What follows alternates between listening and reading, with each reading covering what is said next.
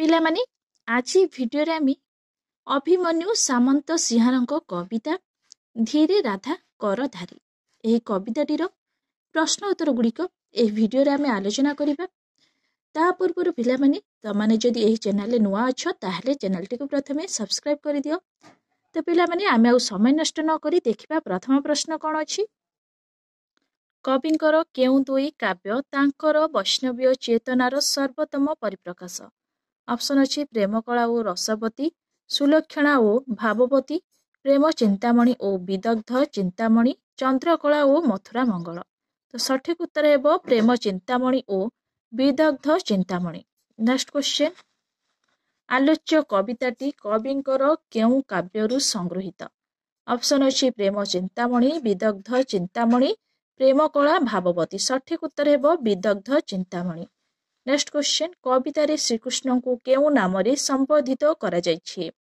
Option ଅଛି ଦୟାନିଧି, ଶ୍ୟାମବନ୍ଧୁ, ମୋହନ, ସବୁଗୁଡ଼ିକ। ତ ସଠିକ ଉତ୍ତର ହେବ ସବୁଗୁଡ଼ିକ।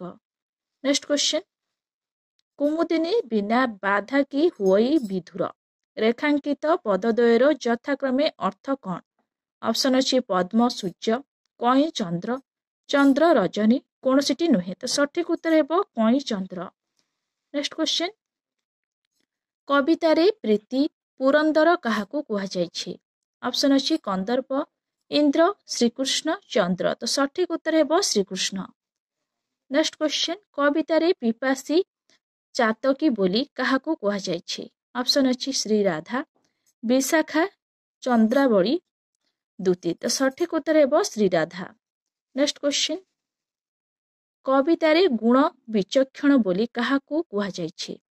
ଅପସନ୍ ଅଛି ଶ୍ରୀକୃଷ୍ଣ, ରାମଚନ୍ଦ୍ର, କନ୍ଦର୍ପ, ଚନ୍ଦ୍ରସେନା। ତ ସଠିକ ଉତ୍ତର ହେବ ଶ୍ରୀକୃଷ୍ଣ। କବିତାରେ ଗୁଣ ବିଚକ୍ଷଣ ବୋଲି ଶ୍ରୀକୃଷ୍ଣଙ୍କୁ କୁହାଯାଇଛି। ନେକ୍ସଟ କ୍ୱେଶ୍ଚନ, କୃଷ୍ଣଙ୍କ ବିନା ରାଧାଙ୍କର କେଉଁ ଭେଳା ବୁଡ଼ି ଯାଇଛି? ଅପସନ୍ ଅଛି ପ୍ରୀତି ଭେଳା, ଶାନ୍ତି ଭେଳା, କାମ ଭେଳା, ଜୀବନ ଭେଳା। ତ ସଠିକ ଉତ୍ତର ହେବ ପ୍ରୀତି ଭେଳା। କୃଷ୍ଣଙ୍କ ବିନା ରାଧାଙ୍କର ପ୍ରୀତି ଭେଳା ବୁଡ଼ି ଯାଉଛି। ନେକ୍ସଟ କ୍ୱେଶ୍ଚନ, ରାଧା ଦୂତୀଙ୍କୁ କେଉଁ ମନ୍ତ୍ର ମାଗିବା ପାଇଁ କହିଛନ୍ତି? ଅପସନ୍ ଅଛି ପ୍ରୀତି ମନ୍ତ୍ର, ବଶୀକରଣ ମନ୍ତ୍ର, ସମ୍ମୋହନ ମନ୍ତ୍ର, ପ୍ରେମ ଛଡ଼ାଇବା ମନ୍ତ୍ର। ତ ସଠିକ ଉତ୍ତର ହେବ ପ୍ରେମ ଛଡ଼ାଇବା ମନ୍ତ୍ର। ରାଧା ଦୂତୀଙ୍କୁ ପ୍ରେମ ଛଡ଼ାଇବା ମନ୍ତ୍ର ମାଗିବା ପାଇଁ କହିଛନ୍ତି। ନେକ୍ସଟ କ୍ୱେଶ୍ଚନ, ଚକରର କାହା ବିନା ଗତି ନାହିଁ? ଅପସନ୍ ଅଛି ତାରା, କୁମୁଦ, ଚନ୍ଦ୍ର, ଗ୍ରହ। ତ ସଠିକ ଉତ୍ତର ହେବ ଚନ୍ଦ୍ର।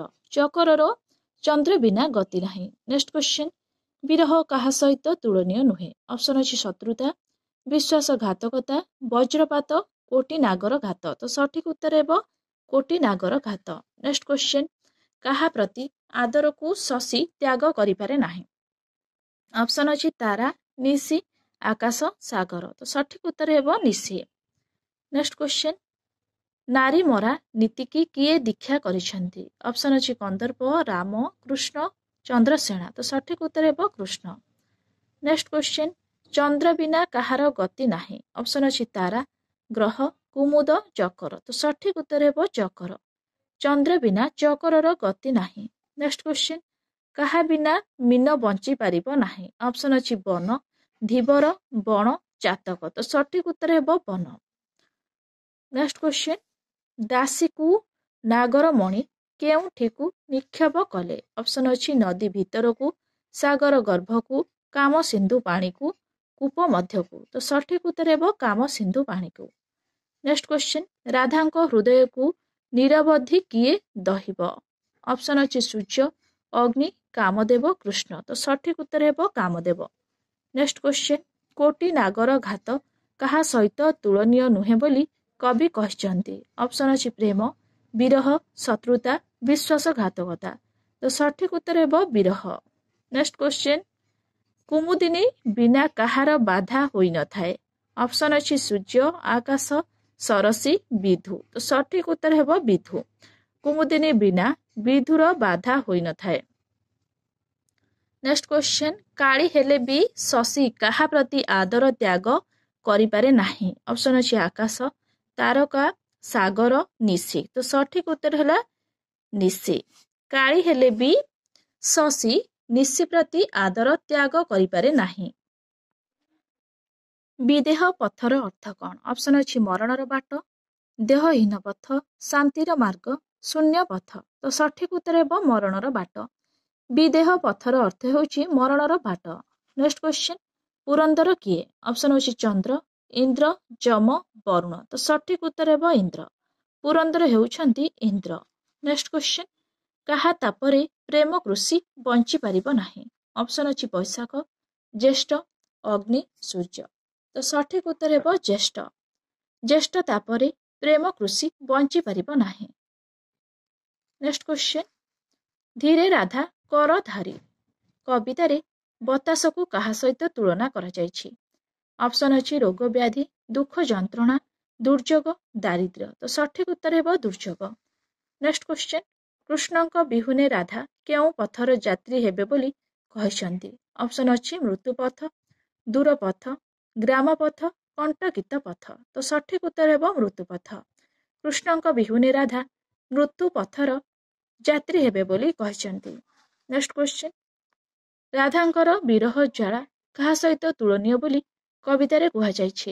ଅପସନ୍ ଅଛି ସର୍ପ ଦଂଶନ, କୋଟି ନାଗର ଘାତ, ବର୍ଷା ବିହୁନେ ଧରଣୀ, କୌଣସିଟି ନୁହେଁ। ତ ସଠିକ ଉତ୍ତର ହେବ କୋଟି ନାଗର ଘାତ। ନେକ୍ସଟ କ୍ୱେଶ୍ଚିନ୍, କବିତାରେ କେଉଁ ରସର ମନଜ୍ଞ ବିନ୍ୟାସ ଘଟିଛି? ଅପସନ୍ ଅଛି କରୁଣ, ଶୃଙ୍ଖାର, ପ୍ରେମ, ହାସ୍ୟ। ତ ସଠିକ ଉତ୍ତର ହେବ ଶୃଙ୍ଖାର। କବିତାରେ ଶୃଙ୍ଖାର ରସର ମନଜ୍ଞ ବିନ୍ୟାସ ଘଟିଛି। ନେକ୍ସଟ କ୍ୱେଶ୍ଚିନ୍, ଶିଉରି ଗତି ନୋହିଲେ ଘନ ରସ ନୋହିବ।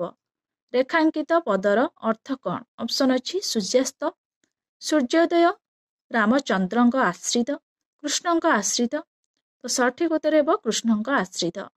ନେକ୍ସଟ କ୍ୱେଶ୍ଚିନ୍, ସ୍ନେହ ପରାଧୀନେ କେଉଁ ତାପ ବଢ଼ିବ? ଅପସନ୍ ଅଛି ଗୁଣଗ୍ରାହୀ, ଭାବଗ୍ରାହୀ, ସେବାଗ୍ରାହୀ, ଦୁଃଖଗ୍ରାହୀ। ତ ସଠିକ ଉତ୍ତର ହେବ ଗୁଣଗ୍ରାହୀ। ସ୍ନେହ ପରାଧୀନେ ଗୁଣଗ୍ରାହୀ ତାପ ବଢ଼ିବ। ପିଲାମାନେ ଏବେ ଆମେ 2 ମାର୍କିଆ ପ୍ରଶ୍ନ ଆଲୋଚନା କରିବା। କେଉଁ ବୀଜ ଅଙ୍କୁରିତ ହୋଇଛି ଏବଂ ତାହା କିଏ ବୁଣିଥିଲେ? ଉତ୍ତର ଲେଖିବ ପ୍ରେମ ବୀଜ ଅଙ୍କୁରିତ ହୋଇଅଛି ଓ ତାହା ଶ୍ରୀକୃଷ୍ଣ ବୁଣିଥିଲେ। ସେହି ପ୍ରେମ ରୂପକ ବୀଜ ଯାହାକି ଶ୍ରୀକୃଷ୍ଣଙ୍କ ହୃଦୟରେ ଅଙ୍କୁରିତ ହୋଇ ରହିଛି, ତାହା କୃଷିଚଳ ବା ଶ୍ୟାମଘନ ଶ୍ରୀକୃଷ୍ଣଙ୍କର ପ୍ରେମରସ ଆଶାରେ ଆଜି ପର୍ଯ୍ୟନ୍ତ ବଞ୍ଚି ରହିଛି। ମାତ୍ର କାମଜ୍ୱାଳାର ଜ୍ୱଳନରେ ତାହା ଜଳିଯିବା ନିଶ୍ଚିତ ହୋଇଛି। ନେକ୍ସଟ କ୍ୱେଶ୍ଚିନ୍, କାଳି ହେଲେ ହେଁ କାହାର ଆଦର କିଏ ତ୍ୟାଗ କରେ ନାହିଁ? ନିଶି କାଳି ହେଲେ ହେଁ ଶଶୀ ତାହାର ଆଦର ତ୍ୟାଗ କରେ ନାହିଁ ବୋଲି ଶ୍ରୀରାଧା ମତବ୍ୟକ୍ତ କରିଛନ୍ତି। ଶଶୀ ଓ ନିଶି ମଧ୍ୟରେ ନିବିଡ଼ ସମ୍ପର୍କ ଚନ୍ଦ୍ର ରାତିରେ ହିଁ ଉଦୟ ହୁଏ, ଦିବସରେ ନୁହେଁ।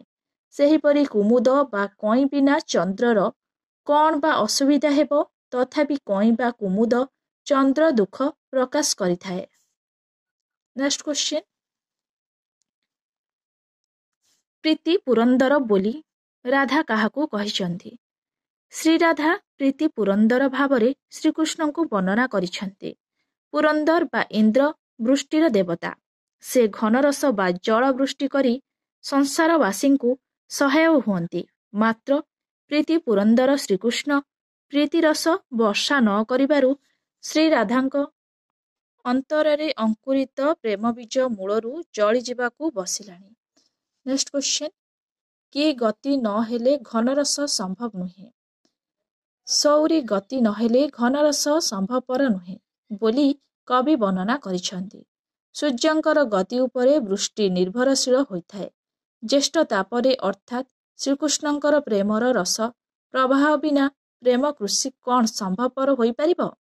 ଏ କଥାକୁ କୃଷ୍ଣ ସ୍ଥିର ଚିତ୍ତରେ ବିଚାର କରନ୍ତୁ ବୋଲି ରାଧା ଦୂତୀକୁ ନିବେଦନ କରିଛନ୍ତି। ପିଲାମାନେ ମନେ ରଖିବ, କି ଗତି ନହେଲେ ଘନରସ ସମ୍ଭବ ନୁହେଁ। ନେକ୍ସଟ କ୍ୱେଶ୍ଚିନ୍, ରାଧା ଶ୍ରୀ ଛାମୁଙ୍କ ଠାରୁ କ'ଣ ମାଗିବା ପାଇଁ ଦୂତୀକୁ କହିଛନ୍ତି? ଶ୍ରୀରାଧା ଶ୍ରୀକୃଷ୍ଣଙ୍କ ଶ୍ରୀଛାମୁରୁ ବିଦାୟ ଓ ପଦଧୂଳି ମାଗିବା ପାଇଁ ଦୂତୀକୁ ପରାମର୍ଶ ଦେଇଛନ୍ତି।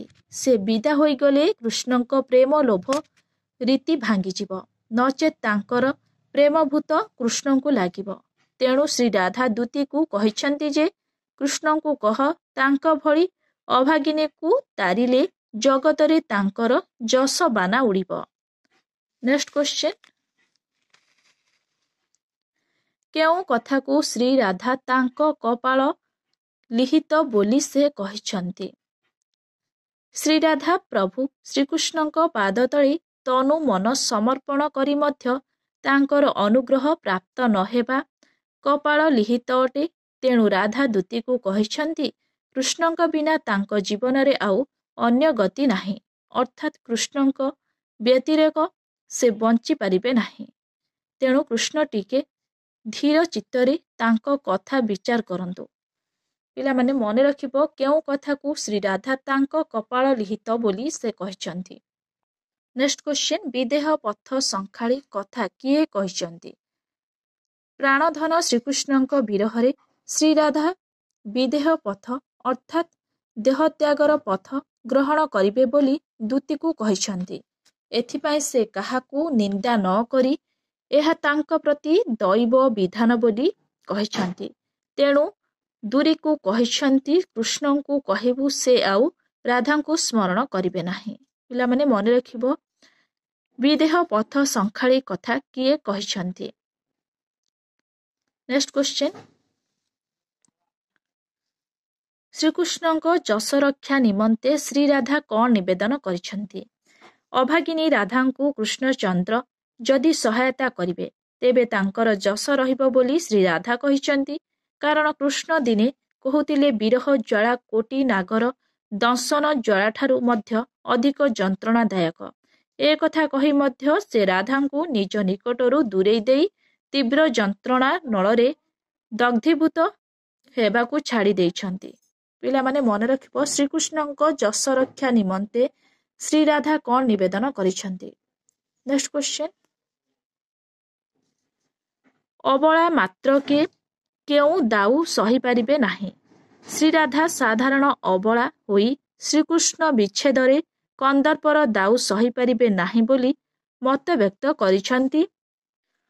ତେଣୁ ରାଧା ଶ୍ରୀକୃଷ୍ଣଙ୍କୁ ନିବେଦନ କରିବାକୁ କହି ଦୂତୀକୁ କହିଛନ୍ତି ଯେ କୃଷ୍ଣ ତାଙ୍କୁ କାମସିନ୍ଧୁ ପାଣିକୁ ପକାଇ ଦେଇ ସେଥିରୁ ଉଦ୍ଧାର କରୁନାହାନ୍ତି। ପୋଷିଲା ଦାସୀକୁ ନାଶ କଲେ ବା କଷ୍ଟ ଦେଲେ ଜଗତରେ ତାଙ୍କର କେଉଁ ଯଶବାନ ଉଡ଼ିବ? ନେକ୍ସଟ କ୍ୱେଶ୍ଚନ, ସ୍ନେହ ପରାଧୀନ ହେଲେ ଗୁଣଗ୍ରାହୀଙ୍କର କ'ଣ ହେବ? ସ୍ନେହ ପରାଧୀନ ହେଲେ ଗୁଣଗ୍ରାହୀଙ୍କର କଷ୍ଟ ବୃଦ୍ଧି ପାଇ ପ୍ରାଣନାଶର କାରଣ ହୁଏ ଅଥବା ସେ ଦୁଃଖ ରୂପକ ପଙ୍କରେ ସଢ଼ି ରହିଥାନ୍ତି ବୋଲି ଶ୍ରୀରାଧା ମତବ୍ୟକ୍ତ କରିଛନ୍ତି। ରାଧା ଦୂତୀକୁ କହିଛନ୍ତି ଏପରି ହେଲେ କୃଷ୍ଣଙ୍କ ପ୍ରେମଲୋଭ ରୀତି ଭାଙ୍ଗିଯିବ, ନଚେତ୍ ରାଧାଙ୍କ ପ୍ରେମଭୂତ ତାଙ୍କୁ ଲାଗିବ, ଅର୍ଥାତ୍ ରାଧାଙ୍କ ଅନୁପସ୍ଥିତିରେ ସେ ରାଧାଙ୍କୁ ଛୁରୀ ହେବେ। ପିଲାମାନେ ମନେ ରଖିବ ସ୍ନେହ ପରାଧୀନ ହେଲେ ଗୁଣଗ୍ରାହୀଙ୍କର କ'ଣ ହେବ? ନେକ୍ସଟ କ୍ୱେଶ୍ଚନ, କୃଷ୍ଣଙ୍କ ଯଶ କେମିତି ରହିବ ବୋଲି ରାଧା କହିଛନ୍ତି? ଶ୍ରୀରାଧା ନିଜକୁ ଅଭାଗିନୀ କହି ତାଙ୍କର ସହାୟତା କଲେ ଶ୍ରୀକୃଷ୍ଣଙ୍କର ସମସ୍ତ ଯଶ ରକ୍ଷା ହେବ ବୋଲି ମତବ୍ୟକ୍ତ କରିଛନ୍ତି। କୃଷ୍ଣ ନିଜେ ଜାଣନ୍ତି ଯେ ବିରହ ଜ୍ୱାଳା କୋଟି ନାଗର ଦଂଶନ ଜ୍ୱାଳାଠାରୁ ଅଧିକ ତୀବ୍ର, ତଥାପି ସେ ତାଙ୍କୁ ନିଜ ନିକଟରୁ ଦୂରେଇ ଦେଇ ଦୁଃଖ ଜ୍ୱାଳାରେ ପୋଡ଼ି ମରିବାକୁ ଛାଡ଼ି ଦେଇଛନ୍ତି। ତେଣୁ ସେ ତାଙ୍କୁ ଏହି ଜ୍ୱାଳାରୁ ମୁକ୍ତି ଦିଅନ୍ତୁ ବୋଲି ରାଧା ନିବେଦନ କରିଛନ୍ତି। ପିଲାମାନେ ମନେ ରଖିବ କୃଷ୍ଣଙ୍କ ଯଶ କେମିତି ରହିବ ବୋଲି ରାଧା କହିଛନ୍ତି। ନେକ୍ସଟ କ୍ୱେଶ୍ଚନ, କିଏ ଉଦୟ ହେଲା ପରେ ମଧ୍ୟ କ'ଣ ବୃଷ୍ଟି ହେଲା ନାହିଁ? ଘନଶ୍ୟାମ ଉଦୟ ହେଲା ପରେ ମଧ୍ୟ ରସ ବୃଷ୍ଟି ହେଲା ନାହିଁ। ଆକାଶରେ ଘନଶ୍ୟାମ ଅର୍ଥାତ୍ କଳା ମେଘ ଉଦୟ ହେଲେ ଅର୍ଥାତ୍ ଦୃଶ୍ୟମାନ ହେଲେ ବୃଷ୍ଟି ଅନିବାର୍ଯ୍ୟ। ମାତ୍ର କଳା ମେଘ ତୁଲ୍ୟ କୃଷ୍ଣ ଉଦୟ ହେଲେ ଅର୍ଥାତ୍ ଦେଖାଦେଲେ ମାତ୍ର ପ୍ରୀତିରସ ରୂପକ ବୃଷ୍ଟି ହେଲା ନାହିଁ ବୋଲି ରାଧା କହିଛନ୍ତି। ପିଲାମାନେ ମନେ ରଖିବ କିଏ ଉଦୟ ହେଲା ପରେ ମଧ୍ୟ କ'ଣ ବୃଷ୍ଟି ହେଲା ନାହିଁ? ନେକ୍ସଟ କ୍ୱେଶ୍ଚନ, ଘନରସ ଆଶା କରି ଏତେ କାଳ ଯାଇଛି। ଏଠାରେ କି ପ୍ରକାର ଘନରସ ସମ୍ପର୍କରେ କୁହାଯାଇଛି? ଶ୍ରୀରାଧା ଓ ଶ୍ରୀକୃଷ୍ଣଙ୍କ ମଧ୍ୟରେ ପ୍ରେମ ରୂପକ ବୀଜର ଅଙ୍କୁରୋଗଦମ ହୋଇ ଉଠିଥିଲା। ସେହି ଅଙ୍କୁରଟି କୃଷ୍ଣ ପ୍ରେମ ରୂପକ ଘନରସକୁ ଅପେକ୍ଷା କରିଛି ବୋଲି ଶ୍ରୀରାଧା ଦୂତୀ ସମ୍ମୁଖରେ ନିଜର ଆନ୍ତରିକ ଅଭିପ୍ରାୟକୁ ବ୍ୟକ୍ତ କରିଛନ୍ତି। ନେକ୍ସଟ କ୍ୱେଶ୍ଚିନ୍, ଆଉ ମାନଙ୍କୁ କରିବେ ନାହିଁ ମୋଠା ରୀତିକେ। ପ୍ରସଙ୍ଗାନୁଯାୟୀ ଏହି ଉକ୍ତିର ତାତ୍ପର୍ଯ୍ୟ ଲେଖ। କୃଷ୍ଣ ପ୍ରେମ ବିରହିଣୀ ଶ୍ରୀ ରାଧା ପ୍ରିୟତମ ବିଚ୍ଛେଦରେ ଯନ୍ତ୍ରଣା ଜର୍ଜରିତ। ଶ୍ରୀକୃଷ୍ଣ ତାଙ୍କର ସରଳ ପ୍ରେମ ବିଶ୍ୱାସରେ ବିଷ ଭରି ଦେଉଛନ୍ତି। ଶ୍ରୀ ରାଧାଙ୍କ ପ୍ରତି ସେ ଯେପରି ପ୍ରତାରଣା କଲେ ଅନ୍ୟ କାହାରିକୁ ସେଭଳି ପ୍ରତାରିତା ନ କରିବା ପାଇଁ ସେ ଶ୍ରୀକୃଷ୍ଣଙ୍କ ଉଦ୍ଦେଶ୍ୟରେ କହିଛନ୍ତି, କାରଣ ପ୍ରତାରଣା ପ୍ରେମର ମର୍ଯ୍ୟାଦା ହାନି କରେ। ନେକ୍ସଟ କ୍ୱେଶ୍ଚିନ୍, ଦୁତି ଗୋ ଏ ଜାତି ରୀତି ପୋଡୁ ପୋଡୁ ପ୍ରୀତିର ଏହାର ଅର୍ଥ ବୁଝାଇ ଦିଅ। କୃଷ୍ଣ ପ୍ରେମ ବିରହିଣୀ ଶ୍ରୀରାଧା ପ୍ରିୟତମଙ୍କ ବିଚ୍ଛେଦରେ ଯନ୍ତ୍ରଣା ଜର୍ଜରିତ ହୋଇ ତାଙ୍କଠାରୁ ପ୍ରେମ ଛଡ଼ା ମନ୍ତ୍ର ପାଇବାକୁ ଦୂତି ନିକଟରେ ନିବେଦନ କରିଛନ୍ତି। ପରମୁହୂର୍ତ୍ତରେ ମୋହନ ନାମକୁ ବାରମ୍ବାର ଉଚ୍ଚାରଣ କରି ସେ ଅଚେତନ ହୋଇ ପଡ଼ିଛନ୍ତି। ଶ୍ରୀରାଧାଙ୍କର ଏହି ଦୁର୍ଦ୍ଦଶାରେ ଭକ୍ତ କବି ଅଭିମନ୍ୟୁ ବିଚଳିତ ହୋଇ ପ୍ରେମର ଏହି ନିଷ୍ଠୁର ରୀତିକୁ ଧିକ୍କାର କରିଛନ୍ତି। ନେକ୍ସଟ କ୍ୱେଶ୍ଚିନ୍, ଦାସୀକି ପକାଇ ଦେଲେ କାମ ସିନ୍ଧୁ ପାଣିକି କିଏ କାହାକୁ କହିଛନ୍ତି। ପ୍ରେମ ପାଗଳିନୀ ଶ୍ରୀରାଧା କୃଷ୍ଣଙ୍କ ବିରହରେ ମର୍ମାହତ ହୋଇ ପଡ଼ିଛନ୍ତି। ଶ୍ରୀକୃଷ୍ଣ ତାଙ୍କୁ କାମସିନ୍ଧୁ ରୂପକ ପାଣିକୁ ବା କନ୍ଦର୍ପ ପୀଡ଼ା ରୂପକ ସମୁଦ୍ର ପାଣିକୁ ଫିଙ୍ଗି ଦେଇଛନ୍ତି ବୋଲି ଦୂତି ଆଗରେ ସେ ମନର ବ୍ୟଥାକୁ ପ୍ରକାଶ କରି କହିଛନ୍ତି। କବିତାରେ କେଉଁ ପ୍ରସଙ୍ଗରେ ଶ୍ରୀରାଧାଙ୍କ ମୁଖରେ ଦାସୀକି ପକାଇ ଦେଲେ କାମସିନ୍ଧୁ ପାଣିକି ବୋଲି କୁହାଯାଇଛି। କୃଷ୍ଣ ପ୍ରେମ ବିରହିଣୀ ଶ୍ରୀରାଧା ଚନ୍ଦ୍ର ବିନା ଚକୋର ଓ ଜଳ ବିନା ମାଛ ପରି ଶ୍ରୀକୃଷ୍ଣ ବିଚ୍ଛେଦରେ ଯନ୍ତ୍ରଣା ଜର୍ଜରିତ ହୋଇ ଉଠିଛନ୍ତି। ଶ୍ରୀକୃଷ୍ଣ ତାଙ୍କୁ କାମ ବା କନ୍ଦର୍ପ ରୂପକ ସମୁଦ୍ର ପାଣିରେ ଭସାଇ ଦେଇଛନ୍ତି ବୋଲି ସେ ଦୂତି ଆଗରେ ନିଜ ହୃଦୟର ବ୍ୟଥାକୁ ପରିପ୍ରକାଶ କରିଛନ୍ତି। ନେକ୍ସଟ କ୍ୱେଶ୍ଚିନ୍, କିଣିଥିଲେ ବିନାଶରେ କେହି ସେବକୀ। ରାଧା କାହିଁକି ଏ କଥା କହିଛନ୍ତି। ଶ୍ରୀରାଧା ଶ୍ରୀକୃଷ୍ଣଙ୍କ ଶ୍ରୀଚରଣରେ ନିଜର ତନୁ ମନ ବିକି ଦେଇଛନ୍ତି ଓ ଶ୍ରୀକୃଷ୍ଣ ମଧ୍ୟ ପ୍ରୀତିରତ୍ନ ପ୍ରଦାନ କରି ତାଙ୍କୁ କିଣି ନେଇଛନ୍ତି। ମାତ୍ର ଶ୍ରୀକୃଷ୍ଣ ଉଦାସୀନତାରେ ଶ୍ରୀରାଧା କଣ୍ଠାଗତପ୍ରାଣା ହୋଇ ଶ୍ରୀକୃଷ୍ଣଙ୍କୁ ଉପଲକ୍ଷ୍ୟ କରି ଏହିପରି ମନ୍ତବ୍ୟ ପ୍ରଦାନ କରିଛନ୍ତି। ପିଲାମାନେ ମନେ ରଖିବ, କିଣିଥିଲେ ବିନାଶନ୍ତେ କେହି ସେବକୀ। ରାଧା କାହିଁକି ଏ କଥା କହିଛନ୍ତି। ପିଲାମାନେ ନେକ୍ସଟ ଭିଡ଼ିଓରେ ଆମେ ଇତିହାସର କିଛି ଇମ୍ପୋର୍ଟାଣ୍ଟ କ୍ୱେଶ୍ଚନ୍ ଆଲୋଚନା କରିବା। ତା ପୂର୍ବରୁ ତମମାନଙ୍କୁ ଯଦି ଏହି ଭିଡ଼ିଓଟି ଭଲ ଲାଗିଥାଏ ତାହେଲେ ଲାଇକ୍, ସେୟାର, ସବସ୍କ୍ରାଇବ୍ କରିବାକୁ ଜମା ବି ଭୁଲିବନି। Thank you.